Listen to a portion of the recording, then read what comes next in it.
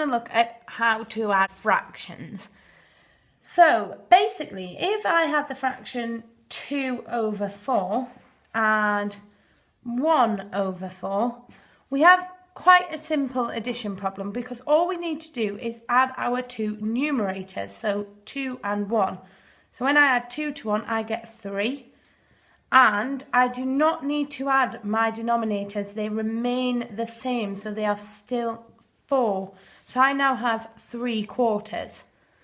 However, it does get a little bit trickier when we have fractions with unlike denominators. For example, I may have a fraction that is 2 over 4 add 1 over 8.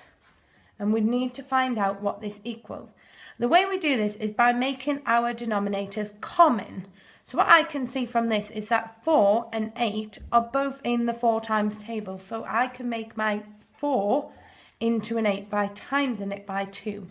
Because I'm doing that to my denominator, I need to do that to my numerator.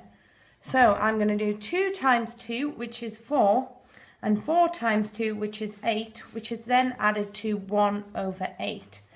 4 add 1 becomes 5, and like I say, we keep our denominators the same, so that would still be 8.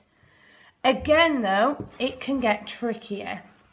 Sometimes we may get a fraction like 1/3 add 4 over 8.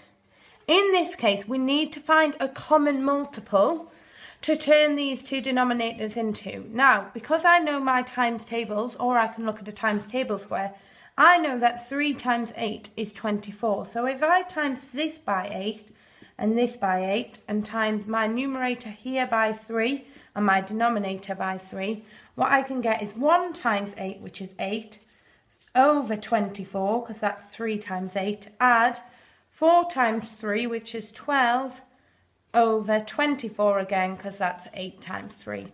And then all I need to do is add these numbers together. So that would be 20 over 24.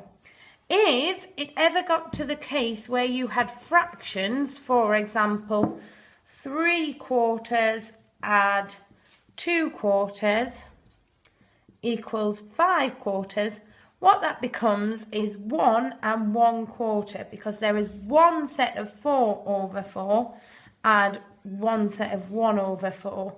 So you've got a full whole there because that makes up the whole number.